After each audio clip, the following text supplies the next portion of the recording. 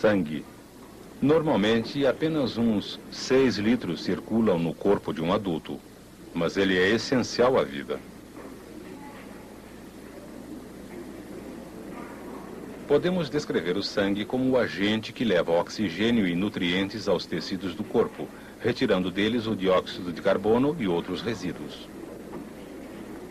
Ou podemos descrevê-lo como um fluido que contém diferentes tipos de células em suspensão.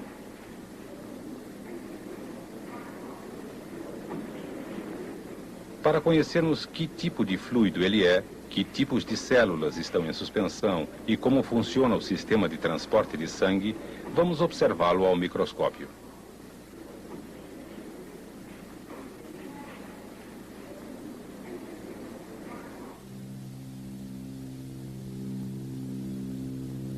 A parte líquida chama-se plasma. Ele compõe aproximadamente 55% do sangue. O restante é composto por 3 tipos de células. As mais numerosas são os glóbulos vermelhos, ou eritrócitos, responsáveis pela cor avermelhada do sangue. Eles contêm hemoglobina, um pigmento proteico vermelho. Em 1 milímetro cúbico de sangue, há de 4,5 a 6 milhões de glóbulos vermelhos. Estes eritrócitos têm a forma de um disco, com uma leve depressão no centro. Podemos ver isso mais claramente nesta fotomicrografia eletrônica. Um eritrócito humano maduro não possui núcleo. Seu diâmetro é de 8 milésimos de milímetro, 8 micrômetros. E sua espessura é de 2 a 3 micrômetros. A principal tarefa dos eritrócitos é levar oxigênio a todas as células do corpo. Na hemoglobina, um complexo ferroso denominado heme forma com o oxigênio dos pulmões uma ligação instável, passando o oxigênio às células. Um eritrócito vive em média 120 dias. A cada segundo, aproximadamente 2 milhões dessas células são destruídas e substituídas por novas. Os glóbulos brancos, ou leucócitos, são o segundo tipo de células sanguíneas. Para cada leucócito, há 600 eritrócitos. Esta célula de forma irregular é um glóbulo branco. Os glóbulos brancos variam em forma. Estas 2 células maiores são glóbulos brancos. Enquanto os glóbulos vermelhos correm nestes capilares, observamos vários glóbulos brancos passando lenta e vagarosamente. É um comportamento típico. Ao contrário dos glóbulos vermelhos, os glóbulos brancos podem passar através das paredes de pequenos vasos sanguíneos, chegando até os tecidos. Um glóbulo branco tem um diâmetro de aproximadamente 10 milésimos de milímetro, ou 10 micrômetros. Há 5 tipos de leucócitos. 3 deles são chamados granulócitos e parecem pertencer à mesma família. Os 3 possuem citoplasma bastante granulado. Os glóbulos brancos são capazes de mudar sua forma e de movimentar-se como uma ameba. Uma de suas características é a capacidade de localizar e ingerir partículas de alimentos. Nesta demonstração, um glóbulo branco está ingerindo células de levedura. É assim que essas células ingerem e destroem bactérias e outros micro-organismos nocivos que possam invadir o corpo.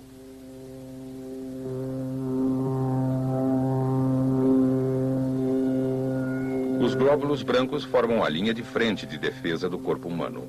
Eles não apenas destroem bactérias, mas também produzem anticorpos e auxiliam na cicatrização de ferimentos. 1 milímetro cúbico de sangue contém aproximadamente 8 a 10 mil leucócitos.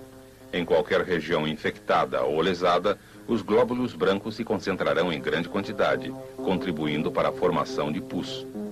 Um aumento no número de glóbulos brancos é indicação de algum problema fisiológico.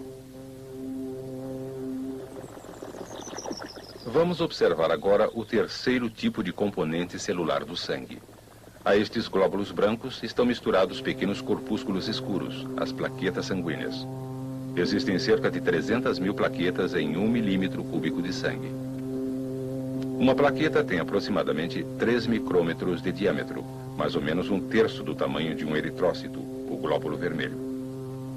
A principal função das plaquetas, ou trombócitos, é ajudar na coagulação do sangue. Vejam como acontece a coagulação, processo tão vital. Isto é sangue fresco, mais ou menos 10 minutos após ter sido exposto ao ar. A coagulação fecha a ferida e interrompe o fluxo sanguíneo. Vamos observar esse processo. Para que este sangue coagule, precisamos apenas de 12 minutos, vistos aqui em segundos pela filmagem temporizada. A coagulação envolve uma série de reações químicas. O coágulo se forma e se separa do restante do líquido, o soro sanguíneo.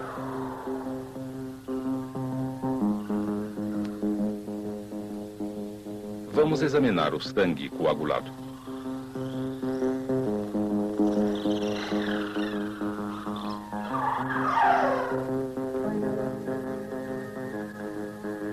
As células se aglutinaram e vemos filamentos escuros aos quais as plaquetas sanguíneas aderem. Por meio da filmagem temporizada, podemos ver os longos filamentos se individualizando por entre as plaquetas. Esses fios são fibrina, um material proteico pegajoso que se forma no sangue a partir de fibrinogênio, normalmente invisível. Os filamentos de fibrina bloqueiam a passagem das células sanguíneas, interrompendo o fluxo.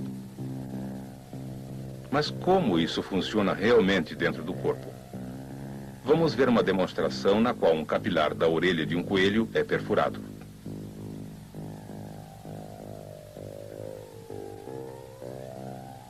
Quase que instantaneamente começa o reparo. As plaquetas do sangue se dirigem ao ponto danificado. Formam-se filamentos de fibrina. Os glóbulos vermelhos começam a se aglutinar. O fluxo começa a diminuir. O sangue está coagulando. Em 10 ou 15 minutos, o sangramento estará contido e o fluxo capilar normal.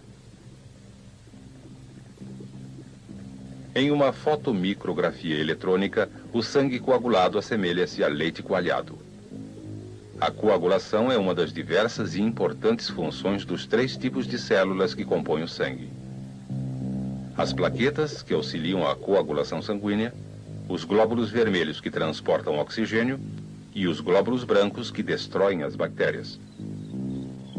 Como as células sanguíneas morrem milhares por segundo, elas precisam ser repostas constantemente.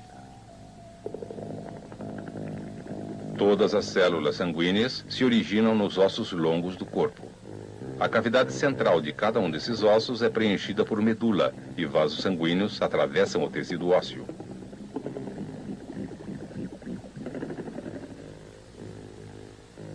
Vamos observar mais de perto.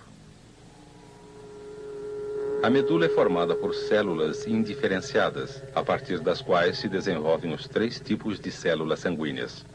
Aqui elas se originam e em uma fotomicrografia eletrônica da medula podemos observar as células recém-formadas.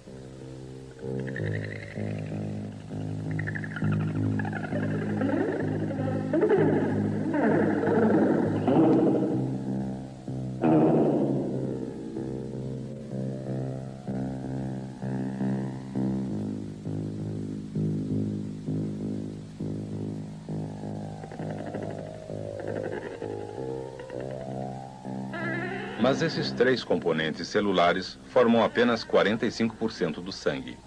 Vamos investigar os outros 55%, o plasma. Primeiro, vamos colocar algumas gotas de um produto químico no sangue, citrato ou oxalato de sódio. Isso irá evitar a coagulação normal.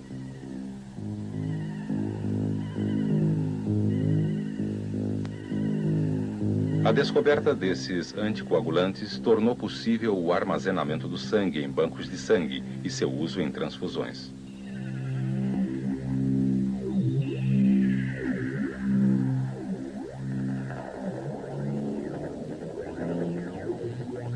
A filmagem temporizada por um período de 8 horas mostra claramente a separação dos componentes sem sua coagulação.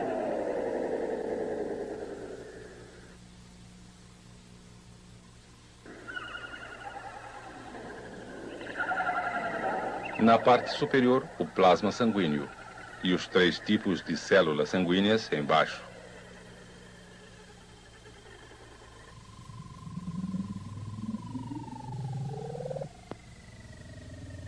Um outro experimento irá demonstrar a diferença entre plasma e soro sanguíneo. O sangue tratado com um anticoagulante está à direita e o sangue normal à esquerda. O líquido amarelado separando-se à direita é o plasma. O líquido que se separa do coágulo sanguíneo à esquerda é soro. Com o auxílio de uma centrífuga, podemos separar totalmente o plasma das células sanguíneas. O plasma é frequentemente usado em transfusões. Ele restaura o volume de sangue perdido em hemorragias. O soro sanguíneo também é usado em transfusões, quando a propriedade coagulante do sangue não é necessária. O soro é resultado da coagulação, nunca a causa, uma vez que as proteínas plasmáticas responsáveis pela coagulação já foram utilizadas. O plasma e os componentes celulares formam o sangue que circula através dos vasos de um aparelho circulatório fechado. Intimamente relacionada ao sangue e suas funções, temos a linfa. A linfa, o líquido amarelado, circula em vasos linfáticos adjacentes aos vasos sanguíneos.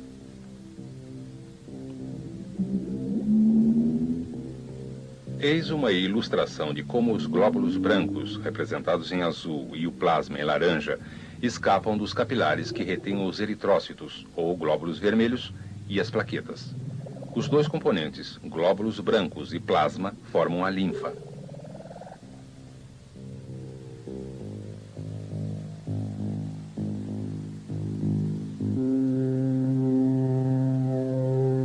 No sistema linfático, há válvulas que regulam o fluxo, similares às existentes nas veias.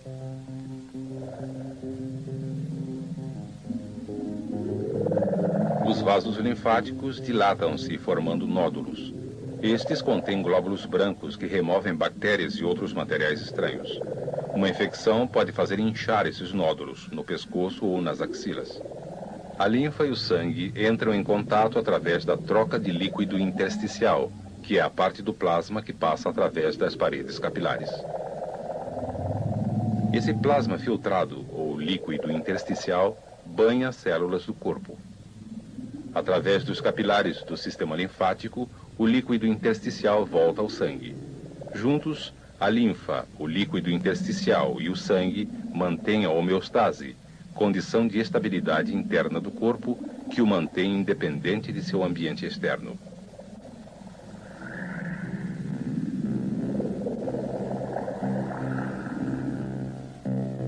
Sua saúde depende muito das funções complexas desse maravilhoso fluxo de vida, o sangue.